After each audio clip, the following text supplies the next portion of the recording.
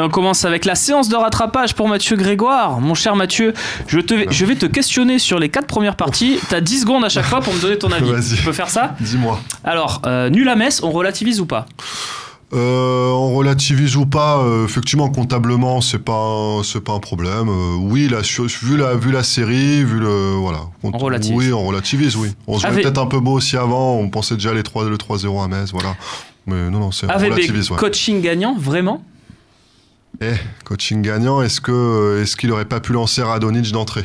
Ça, c'est une question que vous avez dû vous poser pour le mettre à Nîmes. Donc effectivement, le coaching gagnant, c'est aussi peut-être que la compo de départ est perdante. C'est ce qu'on dit. Voilà. Mais oui, donc bon. Sauve les meubles. Justement, Radonjic, faut-il pousser pour qu'il soit titulaire ? Si on se fie à la méritocratie... tu l'as écouté l'émission. Il en parle non plus. Là, c'est toi qui lui as envoyé les messages. Mettez les messages dans la voiture. Non, mais vu qu'il parle de méritocratie justement sur ses choix d'équipe, ça semblerait pas illogique qu'il le lance. Voilà, après, s'il est mauvais contre Nîmes, tu le ressors, tu le remets en super somme. Mais oui, moi, je le verrais bien, surtout contre Nîmes. Moi, j'étais à Nîmes-Nantes samedi soir. Comme on disait, surtout que Sarr n'a pas fait un gros match. Quoi. Non. Sarr n'a pas fait un gros match et Nîmes souffre. Donc, Nîmes, c'est compliqué. Nîmes, c'est Jean-Jacques Bourdin à l'arrière. C'est très compliqué. Là, c'est très compliqué. Non, mais mettre un dribbleur au Vélodrome contre une défense faible. Miguel, qui n'est pas le pire. Pour le coup, c'était pas le pire. Mais effectivement... Ils ont Jean-Jacques Bourdin. À côté, il y a les grandes gueules. À côté, il y a Franck Leboeuf. Ils y vont tout droit. Nîmes, c'est compliqué. Allez, et la dernière pour Mathieu. Benedetto, on s'inquiète ou pas ? Benedetto, on s'inquiète ou pas ? Ça serait bien qu'il se prenne un petit but pour la confiance. Je m'inquiète pas parce que je sais que je me suis fait chambrer par notre ami sur les 15 millions, la somme après Monaco quand il avait mis un triplé, mais ça s'appelle la culture de l'instant. J'ai pas vu un mec, je m'attendais pas à 30 buts si tu veux de Benedetto quand il est arrivé, je m'attendais à un bon joueur qui serait à 12-15 buts, donc je m'inquiète pas, il est encore dans les bons rapports, il est plutôt utile dans le jeu. Comme vous disiez tout à l'heure, je vous écoutais, il est meilleur que Germain, pour moi. Donc, non, je m'inquiète pas. Rassure-toi, tout ce que tu viens de dire a été dit. Donc, ton opinion était passée. Allez, on commence avec le 12-15 buts, c'est fou parce qu'on a dit 15 buts, on l'a dit. J'en ai pour 3 heures, Ça marche. Allez, les questions-réponses. La première, c'est NJK. Liadji signé ou pas ? Point d'interrogation. Les jeunes pros de l'OM avec 0 minutes. Quelle perspective pour la phase retour ? Alors, il y a plusieurs choses dans cette question. Déjà, est-ce que c'est signé ou pas ? La réponse est non, évidemment. Non. Sinon, on imagine pas que ça se signera. Tu penses pas que ça se signera ? Pourquoi, Jérémy ? Entendu dire, mais après... il y a eu une nouvelle proposition. Voilà, mais bon, sincèrement, ça me paraît... C'est plus penché sur le non que sur le oui à l'heure actuelle.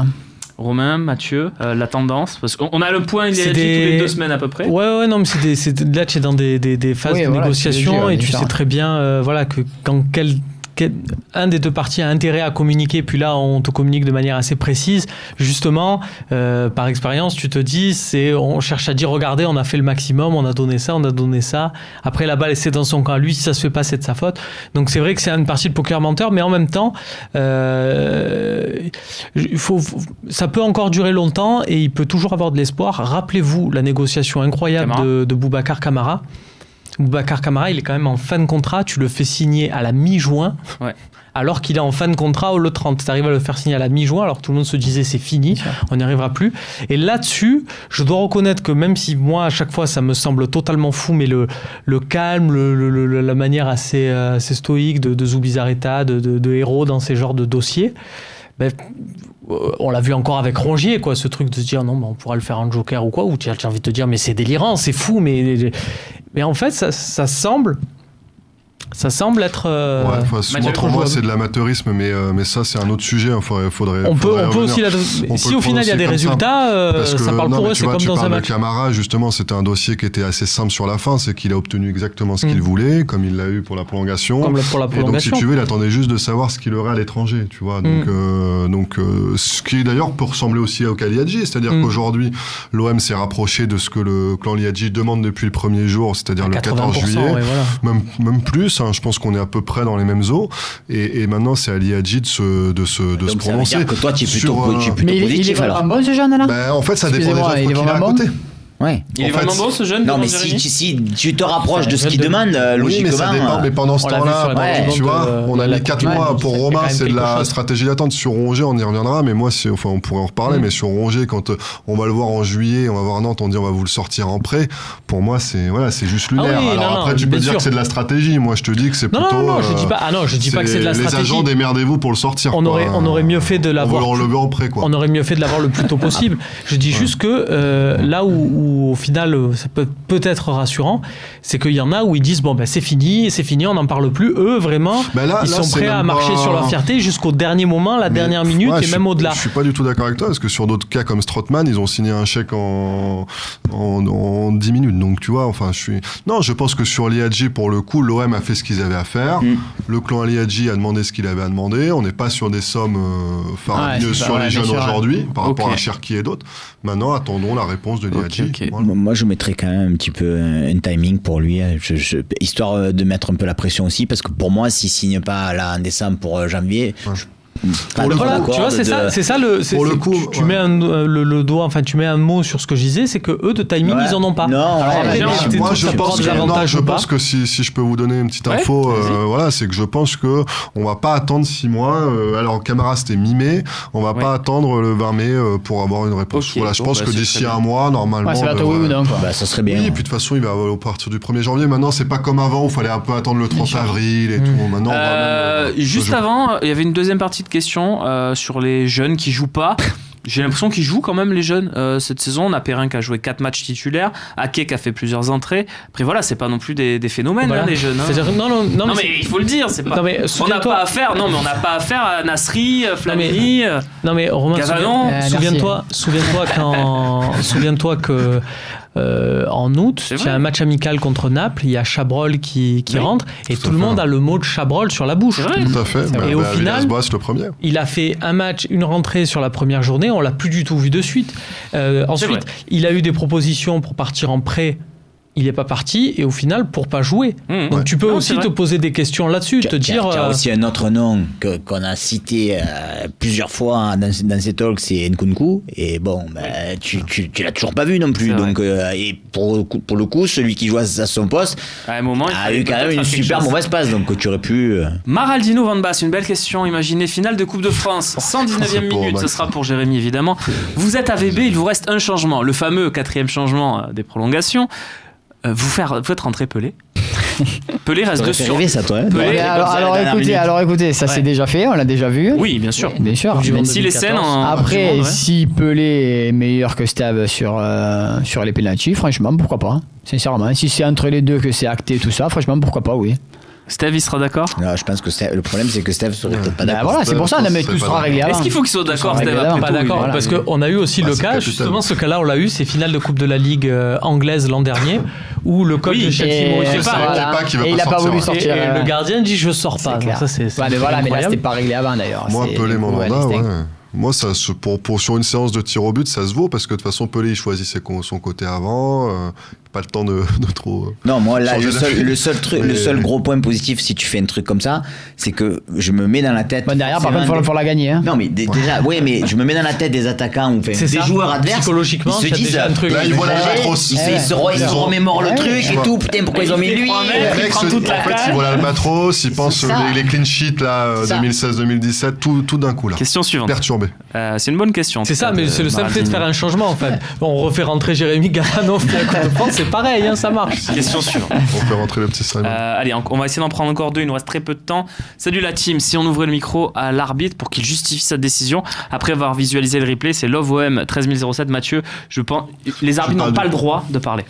Ouais, les arbitres, c'est... Ouais, effectivement, alors... Non, je te confirme, les arbitres n'ont pas le droit de parler. Ah, tu veux dire après le match. D'accord, je pensais que tu parlais pendant le match, ouais. Non, mais... Moi, je le comprends. Oui, donc ça, c'est après. Non, là, c'est après. Ah, oui. Non, c'est après ça. Non, mais sincèrement, c'est peut-être après la VAR. Ça se passe très bien. On entend tout ce qu'il dit. Ouais, c'est peut-être pendant la VAR. On entend tout ce qu'il dit, l'arbitre. Franchement, moi, je trouve que c'est pas mal. Une fois sur la Coupe de la Ligue, ouais. Ça avait fait des belles scènes. Vous voulez un soin, monsieur Fanny, vous voulez un soin? Oui, puis on avait entendu le Brandao qui disait j'ai pas touché cher. Mais le Love OM 13007 soulève un point génial dont j'ai envie de parler, c'est l'arbitrage. Tout le monde s'est indigné de ce penalty et compagnie. On s'en fout. en fait. C'est-à-dire que si on explique par un penalty qui a été arrêté par Pelé la contre-performance de l'OM, parce que non, mais moi j'ai vu plein de gens. Non, ce qui m'énerve, j'ai vu plein de gens après le match qui étaient frustrés que l'OM fasse nul à Metz, et tu dis bon, t'es frustré, pourquoi t'es frustré? Ouais, et puis l'arbitre là, le penalty. Non, mais après, Max, je sais ce que tu vas me dire, mais vas-y, dis-le. Je vais te prendre à contre-pied, parce que ce que tu pensais que j'allais dire, c'est qu'effectivement l'attaquant se jette largement avant, donc pour moi je siffle pas. Après je me remémore à chaque fois ce qu'ils ont expliqué au départ et de me dire est-ce que c'est une erreur manifeste, c'est-à-dire que si pour moi l'arbitre ne siffle pas, il va voir les images, il reste sur sa décision parce que il se dit c'est jeté avant, c'est pas une erreur manifeste. Là il siffle, il va voir les images, il se dit ouais, il s'est jeté, mais en même temps il est touché. Ouais. Donc c'est pas non plus une erreur manifeste. D'accord. Donc dans les deux cas. Moi, ce que je te répondrai, Romain, c'est que c'est pas parce que ça change pas le cours du match, l'histoire d'un match, on n'a pas le droit de s'indigner parce qu'il y a un penalty qui a rien à faire là. Tu sais quoi, tu mérites d'avoir un club entraîné par Rudy Garcia. Voilà, parle de l'arbitrage tout le temps. Voilà ce que tu mérites. Voilà, à parler tout le temps de l'arbitrage.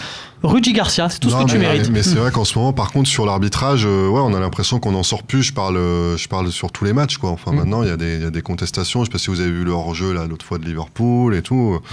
C'est vrai qu'on s'est rien réglé, quoi. Voilà. Ah non, loin de là. Ouais. Après, c'est vrai que faire un peu d'interprétation, ou d'explication de texte, ça mangerait pas de pain de temps en temps, d'expliquer les choses. Voilà. Allez, on finit avec une ultime question. Vous avez exactement 30 secondes à tous pour y répondre, ça va être compliqué, mais bon, comme Rongier, l'Arseneur exprime son rêve de venir à l'OM, ne serait-il pas judicieux d'y penser sérieusement? Tu as un petit tour de table, genre oui ou non, avec une toute petite phrase. Max? Oui, ça pourrait être une bonne idée. Jérémy? Très belle révélation du championnat, après attendre confirmation, mais très bon jeune. Romain? Oui. Doudou Mendy est bloqué à Rennes maintenant, donc feu sur l'Arseneur. Oui. Quand on voit les matchs qu'il réalise en ce moment, on serait bête de ne pas y penser. Ouais. On parle d'un international espoir, ouais. Donc voilà. On en a recruté des internationaux espoirs au poste de gardien qui ont une belle carrière. Il a quel âge du coup par contre, puisque tu le précises? 20 ou 21. 21 ans. 22 Après, ans. là-bas, c'est un peu l'enfant du pays. On fait tout pour qu'il soit titulaire et valorisé. Il faudrait voir ce que ça donne dans un autre contexte. Il a l'âge de Bernardoni. Après, dans un club comme l'OM, après, c'est pas Brest, quoi. Voilà, on va pas dénigrer Brest, mais la pression ce n'est pas la même. C'est fini. Merci Max, on se retrouve lundi pour les grilles peut-être, je ne sais pas. Romain, on verra. T'as pas fait la compo encore? On verra, c'est pas fait. Les grilles, ça sera avec Romain Canuti, un grand moment évidemment à l'intersaison. C'est surtout que c'est plus les grilles, c'est quelque chose, un nouveau concept. Ça s'appellera peut-être les grilles. J'ai assisté un peu à la réunion, on n'a pas validé totalement que ça s'appelait plus les grilles, mais vous verrez ça sur le Fossin, c'est lundi à 18h avec Romain Canuti. Jérémy, de bonnes fêtes à la famille Gavanon. Et on se retrouve très vite sur le plateau du Talk. Mathieu, bon retour. On espère un peu plus court. Je t'appelle quand je suis chez moi. et merci quand même de ne pas avoir fait demi-tour et d'être venu passer la fin de cette émission merci de votre avec nous. On se retrouve très vite, nous, sur le Fossin. N'hésitez pas, il y a le replay pour voir les premiers débats. Mathieu, premiers débats avec Mathieu en incruste du coup. Par contre, quand vous ferez du mercato, avec plaisir, on va parler, ça va être sympa. On fait un spécial mercato lundi prochain, mais toute la Ligue 1, mais il y aura 2 pages sur l'équipe. D'accord, très bien. Tu fais bien de nous le dire, mon cher Mathieu. On se retrouve donc, je le disais, jeudi pour un nouveau talk, le dernier talk, le talk avant le dernier match. J'y suis arrivé. Excellente soirée à toutes et à tous et à jeudi donc. Salut.